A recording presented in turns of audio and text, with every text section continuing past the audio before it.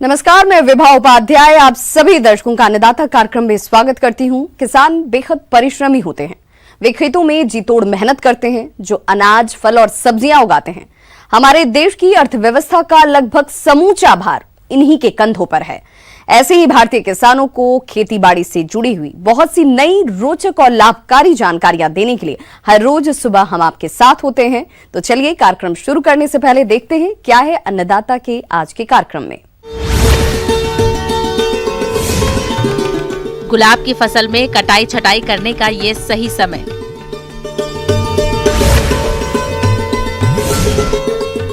फसलों की नई विकसित किस्मों की खेती से किसानों की बढ़ेगी पैदावार।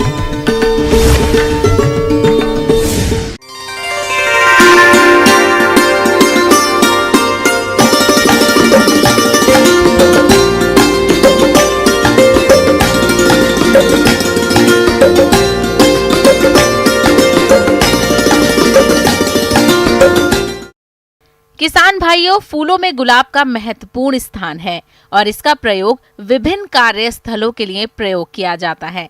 इसकी फसल से गुणवत्ता युक्त फूलों को प्राप्त करने के लिए फसल में कुछ कार्यों को करना जरूरी होता है।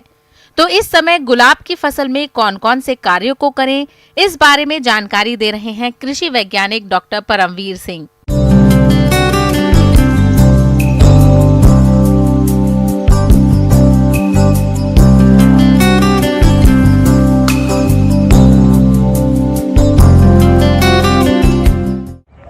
जैसा कि हम अब जानते हैं कि अब रोज गुलाब का फूल आने का समय हो गया है, तो इसके लिए हमको सबसे पहले अधिक से अधिक फूल लेने के लिए आवश्यकता पड़ती है प्रूनिंग की।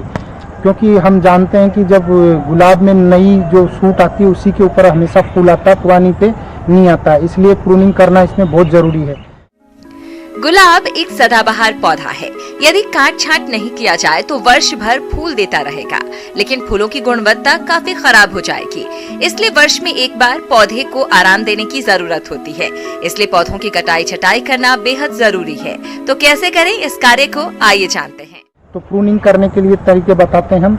सबसे पहले हमको 5-8 दिन पहले पानी बंद कर देना चाहिए। उसके बाद कम से कम 1.5 से 2 फीट की हाइट पे प्रूनिंग, पुराने ज़्यादा पौधे हैं तो उसमें प्रूनिंग कर देनी चाहिए। तो सबसे पहले अब आप देख रहे हैं कि जैसा कि ये पुराने पौधे हैं, ये कम से कम काफ़ी हाइट के होते हैं, उस पर अब नया फूल नहीं आएगा। आप देख रहे हैं सभी फूल लास्ट में हो गया है। तो इसको आपको करना क्या है, ज़मीन से कम 1.5 से 2 फीट की हाइट पर इसको कटिंग करते हैं। कटिंग करते समय में ये आपको ध्यान रखना है, सीधा फ्लैट कट नहीं लगाएं, उसमें 45 डिग्री का कट लगाएं। और कट लगाते टाइम ये ध्यान रखें कम से कम 1 सेंटीमीटर जो बड है पुरानी, उस पर 1 सेंटीमीटर ऊपर से कट लगाएंगे। आप देखेंगे कि ये बड़ा टहनी है, इसको काटे नहीं काटेंगे तो उतने फूल नहीं आएंगे। इसलिए आपको ध्यान रखना है, इसको हैवी प्रूनिंग बोलते हैं। यहाँ से हम इसको कट कर देंगे। कट करते समय बस आपको ध्यान यही रखना है कि सीधा फ्लैट कट नहीं लगाएं, उससे क्या बीमारियाँ ज़्यादा फैलती हैं। हमेशा 45 डिग्री पे कट लगाएं। कट लगाने के बाद ये ऐसे खाली हो जाएगा। और आपको इसमें ये भी ध्यान रखना है, जो पुरानी टहनियाँ हैं और कमज़ोर टहनियाँ हैं, सड़ी गली टहनियाँ हैं जिसमें डिजीज वगैरह लग गया है, उसको भी कट कर देंगे। और इसमें सेंटर को एकदम फ्री रखेंगे। सेंटर है जिसको फ्री रखेंगे और टहनियाँ कटी हुई हैं सबको हटा देंगे, पुरानी टहनियाँ, क्योंकि इसमें फूल नहीं आएगा और आपकी बीमारी फैलाएगा। और इसके अलावा इसमें देखेंगे जो कमज़ोर टहनियाँ हैं, वो जो फूल नहीं देंगी, उसको भी आप कट कर देंगे और जो मजबूत टहनियाँ हैं उसको सिर्फ रखेंगे। उसके बाद हम बात करते हैं, ये तो हो गया आपका हार्ड प्रूनिंग, जो हैवी प्रूनिंग करते हैं ऊपर से उसकी। किसान भाइयों, गुलाब के पौधों से अच्छी क्वालिटी के अधिक फूल प्राप्त करने के लिए अक्टूबर माह में इनकी विटरिंग करनी होती है। इससे क्या लाभ है और इस प्रक्रिया को कैसे करना है, आइए जानते हैं। फिर बात करते हैं हम रूट प्रूनिंग की। रूट प्रूनिंग के लिए क्या करते हैं हम, जैसे पौधा है उसकी पेरीफेरी से 20 से 30 सेंटीमीटर की दूरी पर हम थोड़ा खुरपी से 45 एंगल पर ऐसे खोदते हुए चले जाते हैं और 10 से 15 सेंटीमीटर गहराई तक खोदकर उसको कम से कम 8 से 10 दिन के लिए खुला छोड़ देते हैं। उसके बाद हम उसमें कम से कम 5 से 8 केजी प्रति पौधे के हिसाब से आपका जो सड़ा हुआ गोबर की खाद है उसको डालकर उसमें मिक्स कर देते हैं। मिक्स करने के बाद मिट्टी जो निकली है उसको वापस भर देते हैं और उसमें पानी दे देते हैं। ये तो हो गया आपका रूट प्रूनिंग का बात। गुलाब के पौधों का विकास ठीक ढंग से हो तथा शाखाओं पर अधिक मात्रा में अच्छे फूल आए, इसके लिए इस समय पौधों में कुछ पोषक तत्वों को देना पड़ता है। तो कौन कौन से उर्वरकों को कब और कितनी मात्रा में देना है, आइए जानते हैं। उसके बाद बात आती है आपकी मैन्यूरिंग की। तो मैन्यूरिंग के लिए हम इसमें एक तो आपका 5 से 8 केजी आपको वर्मी कंपोस्ट या आपका सड़ी हुई गोबर की खाद दे सकते हैं। इसके अलावा अगर हम केमिकल फर्टिलाइज़र की बात करते हैं तो आजकल रोज मिक्स के नाम से बहुत सारे बाज़ार में उपलब्ध हैं। इसके अलावा अगर हमारे पास उपलब्ध हैं उनको देना चाहेंगे तो हम आप इसके अंदर 75 ग्राम आपका नाइट्रोजन, 150 ग्राम आपका फास्फोरस एवं 50 ग्राम पोटास देंगे। जिसमें करना क्या होता है कि आपको पूरी मात्रा फास्फोरस और पोटास की जब प्रूनिंग करके जब गड्ढा भरते हैं उसी टाइम दे देते हैं। आधी मात्रा जो नाइट्रोजन की बचती है उसको 30 दिन के बाद, प्रूनिंग के 30 दिन के बाद फर्स्ट जो हार दिया है मैन्यूरिंग, उसके 30 दिन बाद उसमें देते हैं। कि हम जानते हैं कि प्रूनिंग का सबसे बेस्ट समय जो है बारिश जब ख़त्म होती है और हल्का सर्दी आने का शुरू होता है तो वो है अक्टूबर का महीना। तो हमको अक्टूबर के महीने में प्रूनिंग कर लेना चाहिए, जिससे कि अधिक से अधिक सूट निकलेंगे और अधिक फूल निकलेंगे। उससे हम अधिक फ़ायदा ले सकते हैं गुलाब के पौधे से। अगर हम पुराने को ऐसे कैसा छोड़ेंगे तो उससे नए सूट नहीं आएंगे, और जब नए सूट नहीं आएंगे तो उस पर नए फूल नहीं लगेंगे। किसान भाइयों, गुलाब पौधों में इस समय पाउडरी मिल्ड्यू रोग का प्रकोप होता है, जिससे पत्तियों पर सफेद कवक जाल फैल जाता है और पौधों की बढ़वार रुक जाती है। इसके नियंत्रण के लिए सल्फेक्स 3 ग्राम दवा का प्रति लीटर पानी के हिसाब से घोल बनाकर छिड़काव करें। जहाँ तक बात कीटों की है, गुलाब में इस समय सबसे ज्यादा लाल मकड़ी का प्रकोप होता है, जो कि पौधों का रस चूसकर हानि पहुँचाती है। इसके नियंत्रण के लिए ओमाइट दवा 1 ग्राम प्रति लीटर पानी में घोलकर छिड़काव करना चाहिए। ब्रेक के बाद आप सभी दर्शकों का अन्नदाता में एक बार फिर से स्वागत है। चलिए रुक करते हैं अपनी अगली कड़ी की ओर। आजकल कृषि क्षेत्र में सतत नई खोज हो रही है। कृषि वैज्ञानिक विभिन्न फसलों की नई नई किस्मों को विकसित करने में लगे हैं।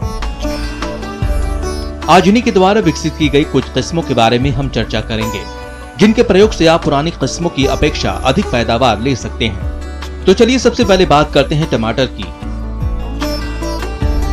भारतीय बागवानी अनुसंधान संस्थान IIHR ने टमाटर की एक ऐसी किस्म तैयार की है जिसके एक पौधे से 19 किलो टमाटर का उत्पादन हो रहा है। टमाटर की इस नई उन्नतशील किस्म का नाम अर्का रक्षक F है। अर्का रक्षक टमाटर पत्ती मोड़क विषाणु, जीवाणु की झुलसा और अंगेती अंगमारी रोग के प्रतिरोधी है। इसकी औसतन उपज क्षमता 75 से 80 टन प्रति हेक्टेयर है। इसी तरह भारतीय कृषि अनुसंधान परिषद के करनाल स्थित गेहूं एवं जौ अनुसंधान संस्थान केंद्र ने गेहूं की एक नई किस्म करण वंदना पेश की है। ये किस्म रोग प्रतिरोधी क्षमता के साथ साथ अधिक उपज देने वाली है।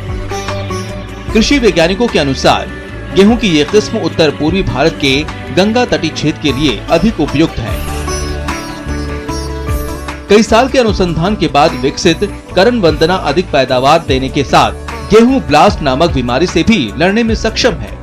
जहां गेहूं की अन्य किस्मों से औसत उपज 55 कुंटल प्रति हेक्टेयर तक प्राप्त होती है, वहीं करण वंदना से 64 से 70 कुंटल प्रति हेक्टेयर से भी अधिक की पैदावार हासिल की जा सकती है। भारतीय कृषि अनुसंधान संस्थान के वैज्ञानिकों ने गेहूं की HW 5207, HI 1612 और HI 8777 किस्मों का विकास किया है। इन किस्मों में प्रोटीन, लौह तत्व, तांबा और मैग्नीज भरपूर मात्रा में है। गेहूं की इस किस्मों में चपाती तो स्वादिष्ट बनती ही है, ये पास्ता और बिस्कुट बनाने के लिए भी उपयुक्त है। गेहूं की HW 5207 किस्म को पहाड़ी या इससे सटे स्थानों में लगाया जा सकता है। इसकी सबसे बड़ी विशेषता ये है कि कम सिंचाई में भी इसकी भरपूर पैदावार होती है। ये लीफ रस्ट और स्टीम रस्ट प्रतिरोधी किस्म है। गेहूं की HI 8777 किस्म को वर्षा आधारित क्षेत्रों में समय से लगाया जा सकता है। यह किस्म लीफ रस्ट, करनाल बंट और फूट रूट प्रतिरोधी है। संस्थान ने उत्तर पूर्व के मैदानी इलाकों के लिए गेहूं की HI 1612 किस्म का विकास किया है। अच्छी पैदावार के लिए इसकी समय से बुआई करनी पड़ती है। सीमित सिंचाई में इसका औसत उत्पादन 37.6 क्विंटल प्रति हेक्टेयर लिया जा सकता है। इसमें भी लीफ ब्लास्ट और करनाल बंड प्रतिरोधक क्षमता है। भारतीय मक्का अनुसंधान केंद्र के द्वारा पूसा HM 9 किस्म विकसित की गई है। इस किस्म की पैदावार 52 क्विंटल प्रति हेक्टेयर है और फसल पकने की अवधि 89 दिन है। खरीफ मौसम में बिहार, झारखंड, उड़ीसा, उत्तर प्रदेश, पूर्वी क्षेत्र तथा पश्चिम बंगाल राज्यों के लिए उपयुक्त है। आप भी इन किस्मों की खेती करके अपनी फसलों से अच्छी पैदावार ले सकते हैं।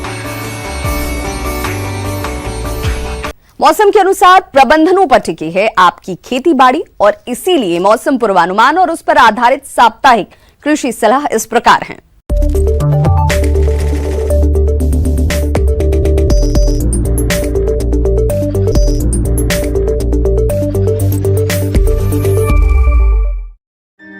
ग्रामीण कृषि मौसम सेवा जिला कृषि मौसम इकाई कृषि विज्ञान केंद्र संगरिया द्वारा प्रेषित मौसम पूर्वानुमान के आधार पर हनुमानगढ़ जिले के किसान भाइयों को सलाह दी जाती है कि मौसम पूर्वानुमान को देखते हुए क्षेत्रीय मौसम कृषि विज्ञान केंद्र जयपुर द्वारा दिए गए मौसम पूर्वानुमान के अनुसार हनुमानगढ़ जिले के किसान भाइयों को सलाह दी जाती है कि अगले 5 दिनों में दिन में मुख्य रूप से धूप और शुष्क मौसम रहने की संभावना है। 25 अक्टूबर को परिवर्तनशील मौसम की संभावना है। 25 अक्टूबर को आंशिक रूप से बादल छाए रहने की संभावना है।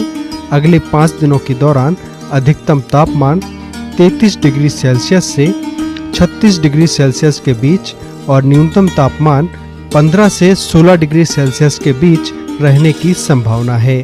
इस बीच हवा की गति 7 से 9 किलोमीटर प्रति घंटे के बीच रहने की संभावना है। पराली को जलाए बिना इसका कई कार्यों में उपयोग करें। पराली को जमीन में मिलाकर खाद के रूप में प्रयोग करें। मशरूम उत्पादन के बेस के रूप में पराली का इस्तेमाल करें। किसानों को सलाह दी जाती है कि पराली को दूसरे कार्यों में प्रयोग करें।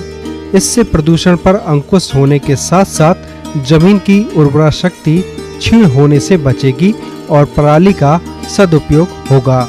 किसानों को खेत में खरीफ फसलों जैसे धान के अवशेषों को न जलाने की सलाह दी जाती है।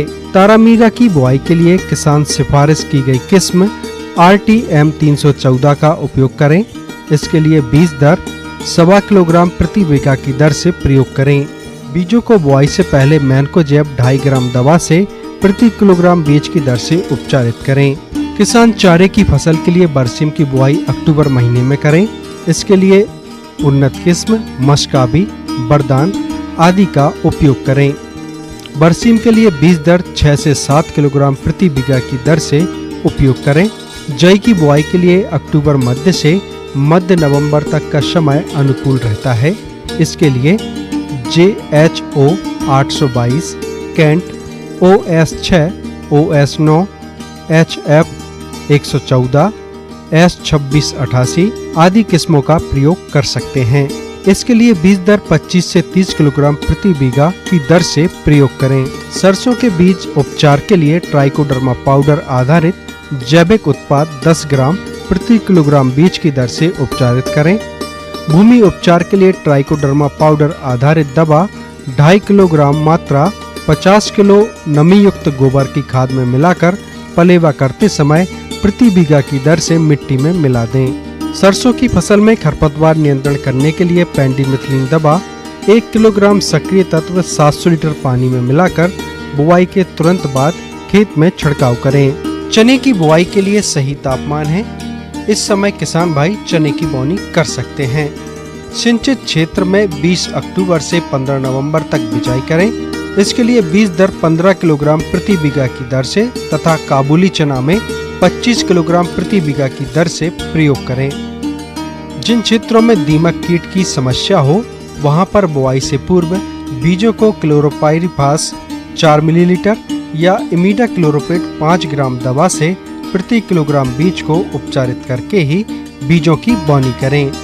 जिन किसानों के खेत अभी खाली हैं वे इन खेतों में मूली की जापानी व्हाइट, हिल क्वीन, फ्रेंच मूली और पालक की ऑल ग्रीन, पूसा भारती आदि किस्मों की बोनी कर सकते हैं।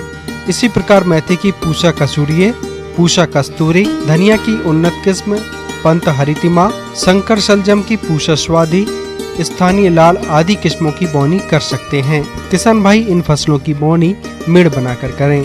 फूल गोभी, ब्रोकली और टमाटर के परिपक्व बीजों की रोपाई भी की जा सकती है। नींबू वर्गीय फलों को गिरने से रोकने के लिए 2,4-D सोडियम नामक 5 ग्राम 500 लीटर पानी में घोल बनाकर प्रति एकड़ की दर से छिड़काव करें। डेयरी पशुओं के बछड़े और बछियों को डीबार्मिंग प्रदान करें।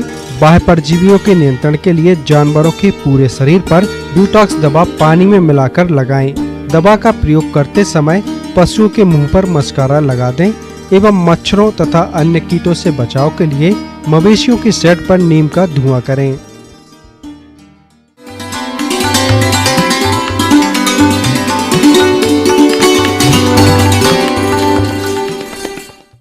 अन्नदाता हेल्पलाइन निशुल्क फोन संपर्क सेवा के माध्यम से आपके द्वारा पूछे गए प्रश्नों में से एक या दो महत्वपूर्ण प्रश्न को हम अपने कार्यक्रम में शामिल करते हैं और इसी के तहत आज का चयनित प्रश्न और उसका जवाब इस प्रकार है। आज के अन्नदाता हेल्पलाइन में जिस प्रश्न को कार्यक्रम में शामिल किया गया है उसे पूछा है गांव बिरार, जिला भरतपुर के किसान विपिन शर्मा ने। आप मसूर की उन्नत खेती के बारे में जानकारी चाहते हैं तो विपिन शर्मा जी आपकी जानकारी के लिए प्रस्तुत है कार्यक्रम का यह अंश। आज मैं आपसे जो मसूर की खेती है लेंटिल के बारे में बात करेंगे। उसमें जो सावधानी है वो कैसे उसके उत्पादन को और उसकी उत्पादकता को बढ़ाएं, इसके लिए कौन कौन सी बातों को ध्यान में रखें। मसूर की फसल से अधिक उत्पादन लेने के लिए जरूरी है कि इसकी नई एवं उन्नत प्रजातियों का चयन कर इसकी खेती की जाए। इसीलिए वैज्ञानिकों के अथक प्रयास से मसूर की विभिन्न उन्नतशील एवं रोग रोधी प्रजातियां विकसित की जा चुकी हैं। बीज सदा विश्वसनीय संस्था से ही खरीदना चाहिए और प्रत्येक तीसरे चौथे वर्ष अपना बीज बदलते रहना जरूरी है, जिससे दूसरे प्रजातियों के बीजों का मिश्रण के कारण बीजों की गुणवत्ता प्रभावित न हो। इसके लिए भौतिक शुद्धता, अंकुरण क्षमता, समान आकार के बीज एवं रोग मुक्त बीजों के चयन पर ध्यान देना चाहिए। तो इसमें जो मसूर में हम करते हैं, सबसे पहले जो हम ध्यान रखें कि हमारा जो बीज का जो वैरायटी है वो सिलेक्शन अच्छा हो। तो इसमें वैभव और ये पूसा वैभव जो वैरायटी है वो अच्छी हो सकती है। पूसा अगेती ये अच्छी हो सकती है। तो PL 639 है, PL 406 है, ये सब किस्में जो है मसूर की, इसका आप इस्तेमाल कर सकते हैं। और ये हम जो बात कर रहे थे पूसा अगेती की, ये एक बायोफोर्टिफाइड सीड है जो आयरन रिच है। अब जो है इसमें प्रबंधन और ये इनकी बात करते हैं तो इसमें बीज को उपचारित करना, उसके लिए कोई भी दलहन फसल जब हम लेते हैं तो उसमें हम उसको राइजोबियम कल्चर से जो है जीवाणु खाद जो है उससे उपचारित करें। और राइजोबियम कल्चर का इस्तेमाल करने से ये होगा कि उसमें जो बहुत सारे जैविक गुण हैं उसका विकास होगा और हमारे फसलों का उत्पादन अच्छा हो सकता है। राइजोबियम का एक पैकेट 10 किलोग्राम बीज के लिए पर्याप्त होता है।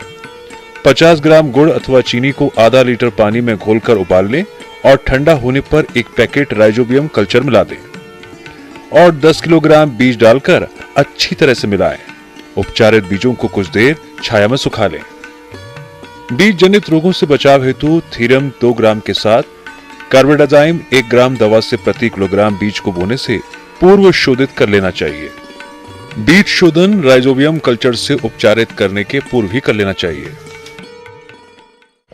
इसके बाद जो बीज उपचारित करने के बाद जो है उसमें बीज दर जो हमारे इस मसूर के लिए होगा वो 20 से 25 किलोग्राम प्रति हेक्टेयर होना चाहिए और सही बीज की मात्रा होनी चाहिए। इसके बाद जो इसमें हम कि नाइट्रोजन 25 किलोग्राम प्रति हेक्टेयर, फास्फोरस 50 किलोग्राम प्रति हेक्टेयर, पोटास जो है 25 किलोग्राम प्रति हेक्टेयर और सल्फर 20 से 25 किलोग्राम प्रति हेक्टेयर आप व्यवहार कर सकते हैं और इसकी अच्छी उपज की प्राप्ति की जा सकती है।